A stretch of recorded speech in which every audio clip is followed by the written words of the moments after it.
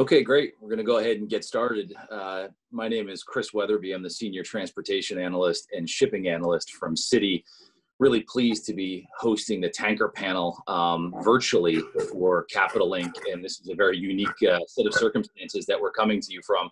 I think we have a couple of different continents, a few different countries represented today. It's going to be a good discussion. So with us, we really do have a very, very esteemed panel here. So with us, joining us from Euronav is CEO Hugo de Stoop. We also have the CEO of Frontline, Robert MacLeod, the CEO of International Seaways, Lois Zabrocky. We have the CEO of Ridgebury Tankers, Robert Burke, CEO of Tsakos Energy Navigation, Nikos, and we have the President and CEO of Teekay, Kenneth, Hvid. So as you can tell, this is a CEO panel, so I think there's going to be some really interesting topics discussed today. You know, I think probably the first thing to do to kick off would be to talk a little bit about the current situation. Obviously, there's an elephant in the room, and the reason why we're all not in the room together, and that is the COVID-19 sort of health crisis, public health crisis that we're dealing with right now. So maybe first off, if we wanted to kind of go around the panel and talk a little bit about what each individual company is seeing in terms of, you know, impacts, how operations may be changing, if there are any operational changes as they stand today, you know, other than obviously taking, you know, kind of greater care with washing hands and maintaining sort of security of the vessels while they're at sea in that port. But maybe that's the best way to start. So Hugo, maybe I'll kick it over to you. What's Euronav doing from a preparedness perspective to be able to manage through this crisis? Yeah, thank you very much, Chris. So my name is Hugo de Stoop, and I'm the CEO of Euronav. COVID-19 is a very weird experience when you run a tanker company nowadays, because we must be the only one sort of enjoying our markets, whereas it seems the rest of the world is melting down. But that's, I mean, let's leave that aside for a moment. I think that as far as the operation is concerned, it has been extremely limited impact so far. I think that for Euronav, the biggest impact is that we're all working from home, but we're supported by great technology, and that doesn't seem to disturb the operation too much. And on board the ships, obviously those ships are confined for several months when they do their trips, which, as you know, can last up to 3 months or 4 months at a time. So so far we didn't have any case on board the ships, and when they arrive to a port, we didn't see any delays until recently. It seems that we are having small delays at the moment. These could increase. It's yet to be seen. The other aspect where we are not yet impacted but could be impacted in the future is the vetting. As you know, in our industry, we need to be vetted by our clients through a very good system, which assesses the quality of the ships and also the quality on the crew on board the ships. And of course, for that, you need to welcome an inspector on board. As travels are very difficult at the moment, not all inspectors are available, and there are a lot of jurisdictions who will forbid inspectors to come on board. So at the moment, it's okay. All of our ships are still under certificates. But maybe in a month or 2 times, we're going to face the first difficulties of having ships out of vettings. And we hope that the OCIMF will provide waivers for that, because this is really out of our control. Lois, could I ask if you sort of chime in here too? Is there anything that you've seen from an operational perspective that has been a unique challenge related to COVID-19? No, absolutely. I would add on to what Hugo started out. You know, certainly all of our ships are sailing, and I think that the tanker industry and all of shipping are filled with amazingly resilient people, both ashore and at sea. For sure, our seafarers, I'm very glad that we had worked really hard to get down them to contract, meaning we had worked, one of our KPIs was trying to relieve everyone on time. And why is that very important now is that it's extremely difficult for tanker owners to repatriate a crew and get a new crew. And, you know, that's something where our crews have been very responsive and have agreed to continue all of their assignments. But in many of these countries, you know, you just cannot, you know, repatriate your crew. And this is something I think, has been covered in the press. And, for a month or so, I think it's very manageable. You get beyond that, and then it becomes increasingly challenging. So, our seafarers, as usual, are on the front lines of, of making everything happen. Got it. No, that's very helpful. And then maybe Robert Burke, if I could ask you to chime in here a little bit. Do you expect any potential impact as you try to get sort of crews who may be onshore kind of ready to go to get back onto vessels? Does that present any challenge as well as you start to kind of see this potentially play out for maybe an extended period of time? Unfortunately, there are some discussions of this going a little bit longer than maybe just Easter. So could you maybe comment on that? Are there any challenges with the crew specifically? Thanks, Chris. It's great to be here. First of all, I was wondering at the end of last year what we would talk about when the scrubber issue is resolved. But now the answer has presented itself, and we all know what's going on that we talked about. I think, as Hugo said, the vettings will take care of themselves. I mean, there'll be the vettings themselves will not prevent the ships from loading or discharging. That's an administrative issue and a regulatory issue that we can all get waivers for, and the OCMIF will work through. I think the crews are a different issue. It's the human element. There was an article in All Things, the New York Times yesterday, talking about crews and how they're on board for a long period of time and they're disappointed they can't get off. And it's a stress. I mean, in the best of times, oftentimes crews are held up longer than they want to be just because of the logistics of moving the oil and the ships. The issue I think that's faced is more than just simply getting the ships off the crew into a port. The next issue is how do you get the crews from that port to their home? And with a lot of international flights being canceled or restricted, that's a secondary hurdle that's hard to get over. So I think that'll be the biggest issue that we face, in the near future. A lot of these guys at the end of their tour, they're all ready to go home, and an extra month or 2 or 3 when they were counting on being home is really difficult. On the other end of the spectrum, we have crews that are ashore, and they're not getting paid, and they need to be paid. And this is a stress on the industry. So it's a financial issue. It's also, again, a human issue. The guys on board want to get off and vice versa. So it's something that we have to work through. Got it. No, that makes sense. And then, Kenneth, if I could turn to you a little bit and maybe let's transition from that part of the conversation to maybe what sort of Hugo alluded to at the beginning. As we've gone through this period, we've actually seen rates be fairly robust. There's a lot behind that, and we'll have to try to unpack that over the course of this panel discussion. But could you give us a little bit of a sense of sort of what you're seeing today in the market from a tanker perspective, and maybe comment a little bit on some of the sort of, push and pull dynamics of having a lot of potential supply of crude in the market, facing at the same time the potentials for a significant drawdown in global demand. This is a topic I think I want everybody to talk on, but maybe, Kenneth, we could start with you and kind of go from there, please. Yeah, and as background, as most of you know, Teekay's main position is in the Aframax and the Suezmaxes. So I think there are some of my colleagues on the panel here who are probably a little bit more on the forefront in terms of some of the contango storage play discussions that are clearly unfolding as we're sitting here. But I think, first of all, we had our first surprise in October last year with the COSCO sanctions, of course. And I think none of us, when we sat together in the middle of the year, would have put the numbers on Q4 where we actually ended. And then we started guessing, well, is this going to last into Q1? Are we going to see a repeat of what we saw in 2019, where January came off pretty hard and Q1 never happened? And as it turns out, I think right now most people will probably come out with a stronger Q1 than a Q4 in our space. So that's, of course, incredibly interesting. But again, Q1 started to come off, and then I would say in the last week, 2 weeks, clearly the market has picked up again. Then it came down a little bit again, and now everybody's watching how strong is this contango that we're building. And I think that's really the tee up for the discussion. I think that is the big question that we're all gonna get a much better answer to over the next couple of weeks.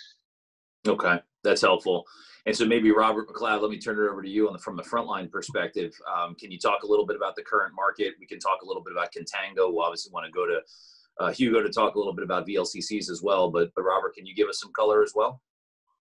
I certainly will. So I'm the CEO of Frontline, and Kenneth, thank you very much for teeing it up. I think what we're seeing now is, I've been saying I've had a lot of calls with investors and so forth lately, and I've been saying that it's once in a decade this situation happens, but I'm about to claim that it's once in a generation. What we're seeing in the oil markets and what we're seeing in the tanker markets is unprecedented as far as I can see. We had the 1 million barrel OPEC cut. We all on this panel. What actually happened was that we had a 4 million barrel per day increase, which is extraordinary in itself. But what happened then was with the demand destruction. I think the market part of the panel here should have full focus, because what we're seeing is a complete demand destruction in the world on oil. We're probably down 15 million barrels per day. So my simple numbers show that we are about 20 million barrels per day oversupplied in the world today.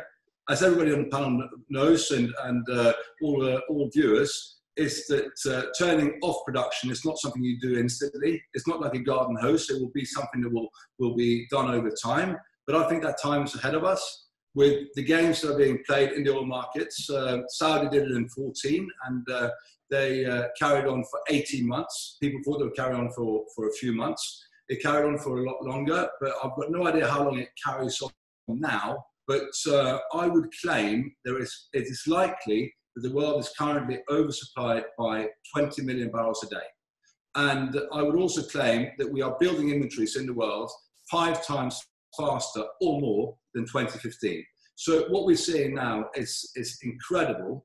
And I also reckon for the traders and the oil companies, I don't think there's much more than 300 million barrels of oil storage capacity in the world. You see the numbers of 900, you see the numbers exceeding 1,000. That includes the SPRs in both China and the US. I don't think anyone on this panel, although we have a lot of ships, I don't think we will access the SPR of the US. So commercial land-based storage is probably 300 million barrels, and it's dropping fast. So what's going to happen, and I think we're in the midst of it, we've talked about it for 2 weeks, and it's now really kicking off. The storage on ships is about to change this market and change 2020 completely. Personally, I've been completely wrong through January. I don't think I've got anything right at all. But what I do think is that this year, with the way things are building up, there's going to be so much storage. It's going to be much more extreme in 2015. I've got no idea where the rates will be, but things are looking extremely interesting for tankers. Got it. That's very helpful. Nick, if I could ask you to chime in as well, what do you think about this storage opportunity? Yes, and good morning to all. This is from our headquarters in Athens. We're trying to finish the headquarters building in the background, but still working on it, as you can see. I hope everyone is well. It's a very interesting times. I think we are one of the few industries that is actually going through a very strong cycle, as everybody else has said. We're seeing a lot of interest for storage. Contango is there. A lot of interest for storage, even on Aframax, is starting to happen. I think what is also very positive is the movement of the clean market. I mean, in 10, we run a fleet, very diversified fleet, 70 tankers, 5 vessels of shuttle tankers, 4 LNGs, and our tankers are divided almost equally between products and crude carriers. So for us, it's important. The clean market is as important, and this is one of the first times that we are seeing also contango in the clean market, with prices of bunker and fuel oil at very, very low levels. I think right now it has given this very unfortunate time is a very good introduction, not the one that we chose, for the '05, for the low sulfur. I mean, the low sulfur prices have collapsed. I feel that with hindsight, we were very right not to install any scrubbers on our ships other than the ones paid by our charterers. And I think we are looking at a very strong first and second quarter.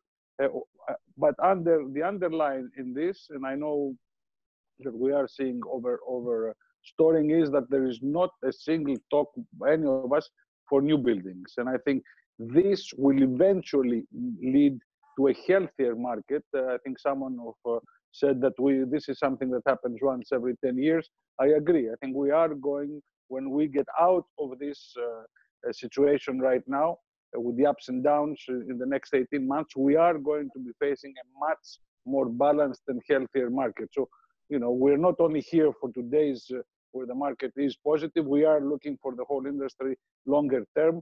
And I think we are going to finally have a similar cycle like the one we had from 2002 to 2008. And then finally, the ones who did not retire then can retire then. Thank you. That sounds good. Thanks for those comments, and thanks for the great background. It's nice to take a look at that. I haven't left my house in about 6 days, so it's kind of nice to see that. Hugo, maybe we could touch on, maybe get a little bit specific around VLCCs if we could. So how many VLCCs are available for storage right now? Or what do you think that potential opportunity could look like? I think that depending on the rate, the entire fleet of VLCC is available on storage. But let's face it, I mean, the spot market is around 100, 120,000. Indeed, as someone said in its introduction, we started the year a little bit above that. Then we moved to very low territories, and we had a strong rebound thanks to the Saudis. So far, as Robert said, the first destination for storage will be land storage. I think he's absolutely right when he says that it's limited. We have approximately the same number of availability, which is 300 million barrels. And whether that is being filled at a rate of 10 or 20 million barrels a day depends on the real number, which I guess it's very difficult to assess. But certainly with the restriction on travels, cars not moving that much, planes obviously on the ground, there is a serious destruction of demand, and therefore those storage will be filled one way or another very soon, i.e. in the next 30 to 60 days. In the meantime, we've seen the beginning of demand for storage on board vessels. It always starts with older ships, which is a good thing, but we, as much as I suppose Frontline and INSW and others, have been approached to have contracts for 6 to 8 months, and the levels of the rate are anywhere between $70,000 and $85,000, $90,000 a day, depending a little bit of where you want to store the oil, and of course whether you attach a trading optionality to it or not. So these are very serious rates, and to a certain extent, it will be beneficial for the people who do it, but more importantly, it will be beneficial for the people who have a large exposure to spot market, because it will restrict the supply of vessels. As I mentioned, because the first ships that are being taken for storage are usually the old ones, the cherry on the cake is that when they are released from storage work, they usually face a dry dock, and at that point in time, if they are released, that's because the world is in a different place. That's probably because the world is starting to consume the oil that has been stored, which means that our rate may go down, but those ships will be eliminated. So not only do we have extremely limited order at the moment, and probably even fewer in the future for the next 6 months or so, or maybe a year, but on top of that, we have a lot of old ships that will be good candidates to be scrapped if and when our rate starts to be weak. So the future is very bright, and people were scared about the amount of oil that is being stored at the moment, should try to find comfort in the fact that when it will hit our market, we will have enough remedy to restore a normal market as quickly as possible. Got it. That's helpful. Lois, if I could go to you and ask about asset values and how this opportunity relates to asset values. Mm-hmm. You know, historically, we'd like to see some of the time charter rates begin to sort of elevate and stay elevated, and that has a nice positive correlation relative to asset prices. So can you talk a little bit about that? Is there a period of time that you think you need to see storage kind of pick up for, and maybe demand stay high in terms of supply coming into the market to get the time charter rates up, which ultimately then leads to vessel values increasing? So, you know, interestingly, the older vessels right now, I think, will probably see healthier appreciation actually than the more modern ships, right? So right now, you know, in this storage type environment, you know, if you have a vessel that is, you know, 15 to 20 years old, then, you know, you can secure a lucrative storage contract on that vessel. And I think those asset values will be quite resilient and possibly even inflate up a little bit more. And then on the more modern side, I think that, you know, we will also see appreciation as this market matures into itself. On the new building front, I think that prices will not escalate very much because we're in such a deflationary world. But I do expect for asset values to at least be very steady. And then as the contango hangs in there, and then that storage market, I mean, you know, one of the things, there are 28 VLCCs off Singapore, and that's a similar number to what there has been for probably 6 months. And you know, my question is, as I look at that every month, is to see, okay, is that now becoming part of the logistical chain? Half of them at least are part of the normal bunker operations, and then how many of those additional vessels will really become part and parcel of the logistical system? You have to assume that the NITC fleet of, you know, close to 30 Vs has to be fairly idle and used for storage at the moment, considering the very cheap prices that Saudi's pushing. So when you look at the storage situation, I think this incredible volatility is because you do have a lot of ships that are already, you know, taken out of play. And so you have a higher level of utilization. And when the market starts to move, you see these, you know, run-ups that it is true, you know, in a long, many years, I don't think we've seen the type of volatility that we're seeing now. Yeah, no, that certainly feels that way. Robert, Burke, maybe if I could get you to chime in a little bit as well. How long do you think the sort of Saudi push from a supply of crude standpoint lasts? So it feels like we're going to hand off from that to potential storage, but I don't know. How do we think about the timing of all of that? I think, like Robert said, any projections I had in January are completely wrong. I think that goes with the rest of the world. I just sitting here thinking how odd it is that we're all benefiting from a demand destruction scenario. I mean, I never would have thought that. And it's the extremes that really drive the equation, and what we have now is a real extreme. I don't know. I think we all sit here, look forward, and to some really great times ahead the next several months, a year or two. At the same time, we live in fear that Putin and put their heads together and say, you know what, enough of this, let's get back to sanity. The last time they tried to drive the U.S. shale people into capitulation, you know, they weren't successful. I think this time around, the capital markets are tired of losing money in the energy sector in the U.S. The dynamic here is also different. I think the energy sector is weaker in the U.S. because the whole the energy sector used to be about 12% of the S&P. Now it's down to 4% or 3%. Carbon is not a popular thing to invest in the Western world. So I think the search for capital, whether it's debt or equity or some other instrument in the U.S. shale market, is going to be really difficult, and we're going to see some some real supply destruction in this part of the world. So my suspicion is that they will see the curve come down, the production come down in the U.S., and they'll continue to pump until those markets are closed down and they get some of the market share back. So obviously, I don't know what anyone's thinking in other parts of the world, but I would guess it's going to be some time. On the other side of the coin, if it destroys capital markets too much and forces the economies into some sort of recession, they're going to have to pull back. So all I can do is look at in the short term, echo what Hugo said and Robert, and that the amount of capacity to store oil ashore is quickly diminishing.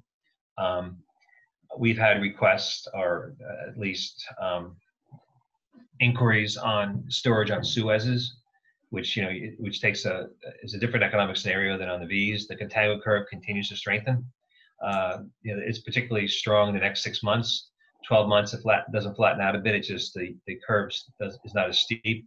So all indications are that the traders think this will last for some amount of time. And in the meantime, we're going to do the best we can to make hay while the sun is shining. Got it. Makes sense. Kenneth, how do you think all of this impacts smaller size vessels from a value perspective? Are you seeing any, is there any cascading opportunities? And as you were to sort of play this out over time, how should we think about sort of the dynamics for Afras and Suezes? Yeah, I think as we all know, I mean, if you look at the long trend, I think the correlation is strong, but we also all know that you see some wacky fixtures from time to time in the short term, where suddenly you can do an Aframax fixture at more than what a V is going for on the same day. So of course that's interesting. I think the biggest thing is that we're watching right now is, of course, whether we're going to see a repeat of 2009, 2010, where we saw 50, 60 VLCCs being picked up in very short time, and then as the need for transport continues to kind of flow through the market, that's obviously going to be interesting. I think the other big part is that I think none of us have the answer to, but we're spending a lot of time debating is, as the world is oversupplied by, say, 10, 20, certainly next months, 10, 20 million barrels, what can you actually shut in?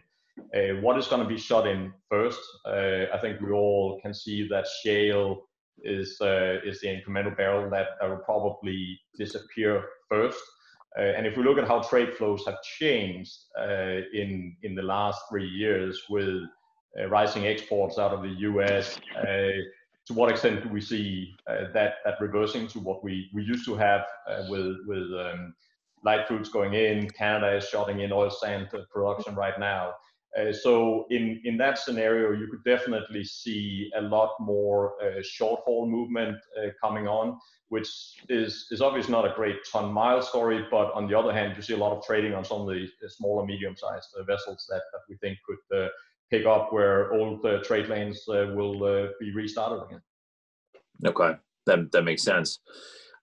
Nick, I wanted to turn the topic a little bit. You mentioned it before, and I wanted to talk a little bit about scrubbers and understanding what the dynamic is around scrubbers these days. Obviously, the world has changed massively in the last couple of months, and we're now dealing with a scenario, with fuel prices just plummeting and some of these spreads really compressing. So maybe if you could give us an update on any color you have in terms of, vessels in dry dock ready to come out, what ultimately this decision is around scrubbers. Will we see another scrubber ever again?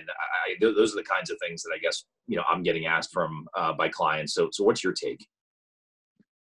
Yeah, where is Paddy Rogers when you need him? I mean, this is the, I think Euronav should hire him as a spokesman for scrubbers now. Yes, I mean, what we are seeing right now, and as I said, we have been, we do long-term business. So if a client needs on a 10 or 15 or a 5-year contract, they can put a scrubber. We had clients that had requested on 2 of our VLs to be, they had actually ordered at their expense the scrubber material since last July, and they keep on postponing it. It was postponed in November, it was postponed again in February, rightly so. Now, of course, you cannot really find a shipyard with adequate personnel because of the virus that is there to work, to do a good job. So it has been postponed further. So when you see this in VLCCs, you understand that in the smaller sizes, there's not really much interest on the scrubber idea. But I do not think it has to do, this would have happened anyway, regardless of the dramatic drop of the differential and the price of oil. I think now oil companies are pushed to start producing more 0.5, and as all of us around this table we have found out, it is actually much simpler and economical in many cases to even burn 0.1 in some of our ships. Again, the differential is very small. So my opinion is, scrubbers always looked as a bad idea from the beginning, and it's proven because of this. It is proven. Got it. Robert, maybe could we get your perspective from the Frontline side? How are you guys thinking about it? What do you think the future holds here? Well, in terms of scrubbers? Yes. Scrubbers, very simply said, we've invested quite a lot. We had a payback that was going at about $400,000 a day in December and January. We're down to 100,000 now. We have a factory that we own parts of. We're not getting many orders. We're not going to get many orders for the current year. That's evident, and as things progress here, then we get another increase. But if given that I'm on such a good panel, would you allow me please to go back on a few other issues or points that have been made earlier? Absolutely, please do.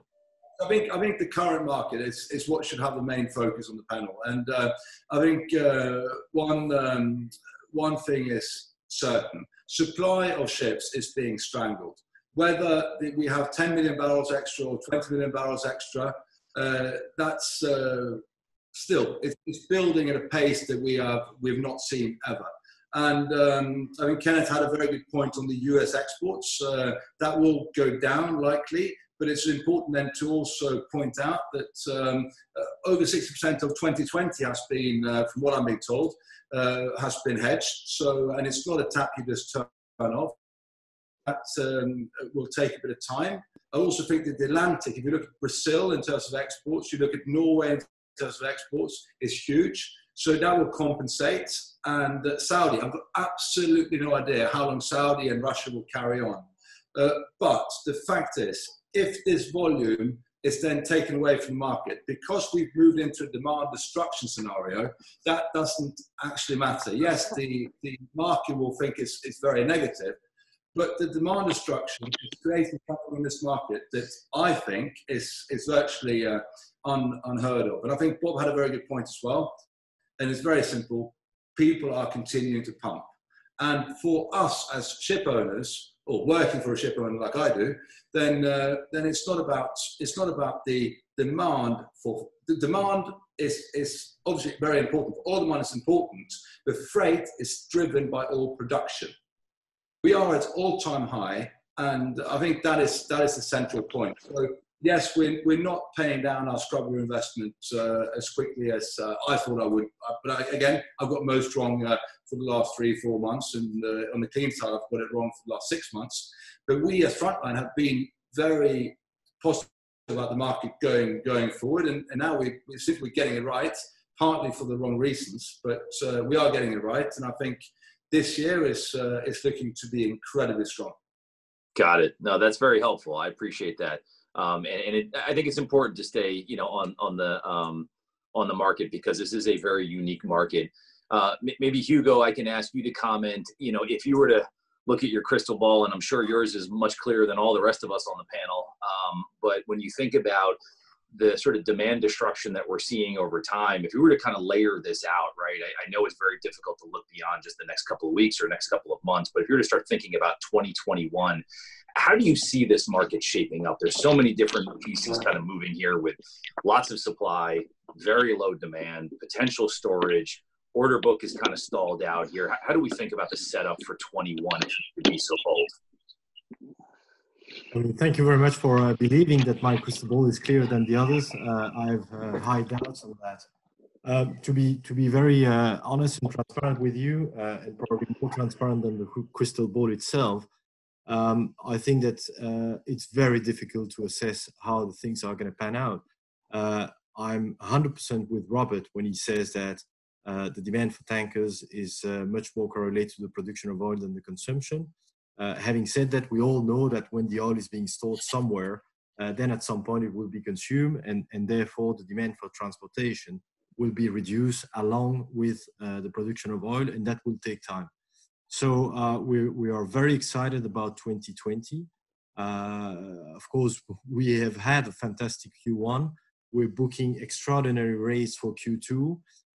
We don't see this stopping unless suddenly there's a change of mood in Saudi or in Russia. And we don't believe that's going to happen anytime soon.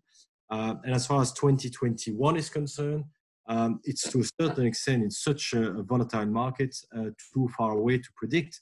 But again, certainly at Euronav, and I think that a group of people that are present in the panel would have the same feeling, we have very strong companies, and those companies are going to get stronger and stronger because of the money we are making at the moment. So I don't think that any of us will be afraid when the rates start to move downwards from where they are today, because that will present other opportunities and probably other opportunities to further consolidate the market. And there are many people here who have been doing that exercise very successfully. And so to enjoy the cyclicality of our market. It's a necessity, because that will mean that the old tonnage goes to the recycling yards, and we reduce the supply in just another way as what we are seeing now.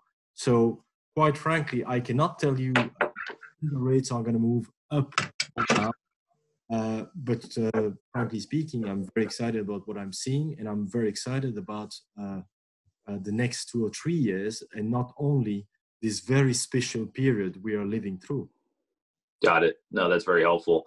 We only have a few minutes left, and so maybe I want to go around the horn here a little bit and ask about what your plans are for the fleet going forward. We have essentially one of the most esteemed panels here of people who are some of the most important decision makers within the tanker space. So let's kind of do it. You know, Lois, if we could start with you. What are you thinking about the fleet? Will you ever order a new ship in the next 12 months? Maybe that's the question that I'd like to ask. It's going to be tempting at some point, given where the rates are. Do you stick into the secondhand market? But how do you do it? Let's get quick answers from everybody. I'll start with you, Lois. Okay. So, you know, we, through the down cycle, we specifically have targeted since our inception. We're heading into our 4th year. Secondhand tonnage, we bought 10 secondhand vessels. You know, everything depends upon, you know, what the prospects are. It's not our intention to run out and order a new building, so I don't necessarily see that in the horizon. At some point in the maturation of our company, I could see that happening. And, you know, we want to just make sure we respect the cycle and where we are in that space. So we're constantly trying to upgrade the fleet, but that does not necessarily mean new buildings. Got it. Kenneth, can I hit you on this one? Yeah, I mean, I think we pretty much came into the cycle with absolute maximum leverage to the market. So we did say leasebacks in the summer to maintain as many ship days out there. We came in with 60 vessels, and now it's about making hay, as it's been as the point has been made a number of times. So we have an average age of our fleet of 11 years. We think in a market like this is the perfect age. Coming in with high leverage, the return on that equity is pretty phenomenal, and one more quarter just makes a huge difference on the return there. Got it. Robert Burke, Ridgebury, what do you think? I'm the only one on the panel who's not running a public company, so our view is less on average age of the fleet, more on cash flow. So I'm hoping as the folks on the panel order their new ships and they need some cash, to come to us, and we'll buy their ships that are over 10 years old and happily run them, and with a little less financial leverage and a lot of operating leverage. That's our MO, and it's seemed to have worked well so far. And have good relationships with everybody, so I'm sure we'll be talking as you renew your fleets. Got it. Good to be opportunistic. Nick, how about you? What's your perspective? Well, I'm glad to hear all the wise words coming out, and please remember all these wise words going forward. I think building new buildings today, first of all, we have no idea technologically what ships to build. There are so many well-maintained 5 or 10-year-old ships out there that are for sale. So I think there is no way we will ever, build a vessel opportunistically, regardless of the cycle price. But we will be looking. We might have to build against long-term contracts, and this after a long discussion with our charterers in what proportion we're going to be using. So I agree that that we are in for 2 or 3 good years if we maintain this new building censorship arrangement for all, and it will be much better. Got it. Robert MacLeod, Frontline's perspective on this? So I think if you look at the last 3 quarters, we've been very clear that we've had a good outlook on the spot. We think it's been looking constructive, and that's also what it's turning out to be. We have now 24 VLCCs, 29 Suezmaxes, and 24 Aframaxes, including our new buildings. We are down to an average age on the owned vessels at 4 years. And for me, it's and for John, being the main owner and only or the only one in shipping that's survived almost 6 decades without going bankrupt. And I would claim that it's probably the greatest shipping man through history. He's got now Frontline down with the best balance sheet we've ever had, and with the earnings power, which is a break even across the fleet of 19,000. With our positive outlook on the market, we've held back doing time charters. We're very low. We're probably 95% spot exposed. We will now take the opportunity to lower. We do see risk in 21 with ships coming off storage. We also believe that a lot of the ships that, as Hugo said, a lot of these ships that will come off storage might go for recycling, given that the number of ships over 15 years is 3 times the amount of ships on order. So overall, new buildings is out for us. We're not going to play that game. We might buy vessels in the market, but for every $1,000 we make above 19, we make almost $23 million. So unless there's special opportunities out there, we will focus on harvesting and on terms of the dividend. People keep obviously it's a main question now, given the times. Then people are cutting. We again, Frontline is in a position with the best balance sheet, and I think that we will continue to pay as long as the market outlook is as strong as it is now. Got it. That's helpful. And I know the answer from Euronav already, so I don't even think I have to ask Hugo there. But thanks, everybody, for joining us. We are out of time. This was a great conversation. We really appreciate everybody joining. And I think it was a pretty unique and very special panel. So thanks, everybody. Appreciate it. Thanks, Chris. Thank you. Thank you.